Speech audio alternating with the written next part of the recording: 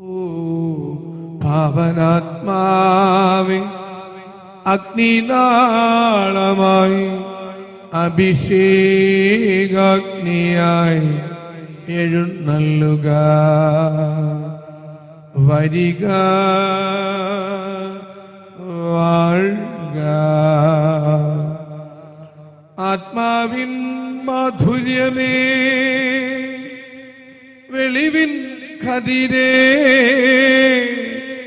ആത്മാവിൻ തണുപ്പേ, വസിക്ക.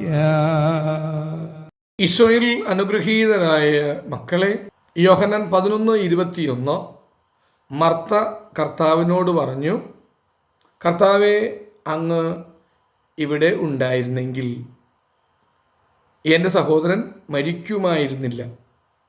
പക്ഷേ നമ്മുടെ നഷ്ടങ്ങളുടെ കൈവിട്ടുപോയതിൻ്റെ ആ വലിയ അസ്വസ്ഥതയിൽ നഷ്ടങ്ങൾ ഇതിൻ്റെയൊക്കെ നടുവിൽ നമ്മൾ പലപ്പോഴും പറഞ്ഞു കാണും, ഇന്നാൾ നമ്മുടെ മൂത്ത അച്ഛൻ അല്ലെങ്കിൽ നമ്മുടെ വല്യപ്പച്ചൻ ഇവിടെ ഉണ്ടായിരുന്നെങ്കിൽ ഇതൊന്നും സംഭവിക്കുമായിരുന്നില്ല.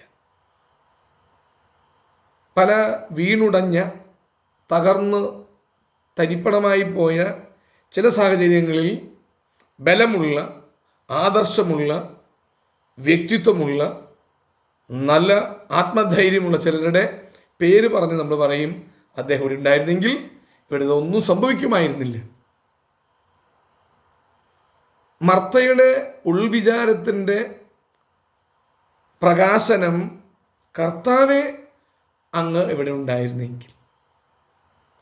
പലപ്പോഴും നമ്മുടെ മൃതസ്ഥിതികൾ, സഹോദരൻ മരിക്കുമായിരുന്നില്ല എന്ന് പറയുന്ന ആ വാചകത്തിൽ നിന്ന് നമുക്ക് കൈക്കൊള്ളാവുന്ന പല മൃതസ്ഥിതികൾ, പല ദുർഘട അവസ്ഥകൾ, പല നാശനഷ്ടങ്ങൾ, ആത്മാവിൻ്റെ ഇന്നത്തെ ഉണങ്ങിയ വരണ്ട മൃതമായ ദുരവസ്ഥകൾ തമ്പുരാൻ്റെ കൂട്ട് കിട്ടാതിരുന്നത് കൊണ്ട്, തമ്പുരാൻ വെച്ചു വിളമ്പുന്ന തന്നെ സംലഭ്യമാകുന്ന അൾത്താരയിൽ നിന്ന്, ദേവാലയത്തിൽ നിന്ന്, സ്നേഹമുള്ളവരിൽ നിന്ന്, ഔദാര്യവും കരുണയും വാത്സല്യമുള്ളവരിൽ നിന്ന് ഞാൻ സൂക്ഷിച്ച അകലങ്ങളിലേക്ക് ഞാൻ പോയപ്പോൾ നഷ്ടമായി. ധൂർത്തപുത്രൻ അപ്പനിൽ നിന്ന് അകന്നുപോയപ്പോൾ അവനുണ്ടായ നാശങ്ങളുടെ കഥ, പന്നിക്കൂട്, തവിട്, പന്നികളുടെ കൂട്ടായ്മ, എന്നിട്ട് തവിട് പോലും കിട്ടാത്ത ദുരവസ്ഥയിൽ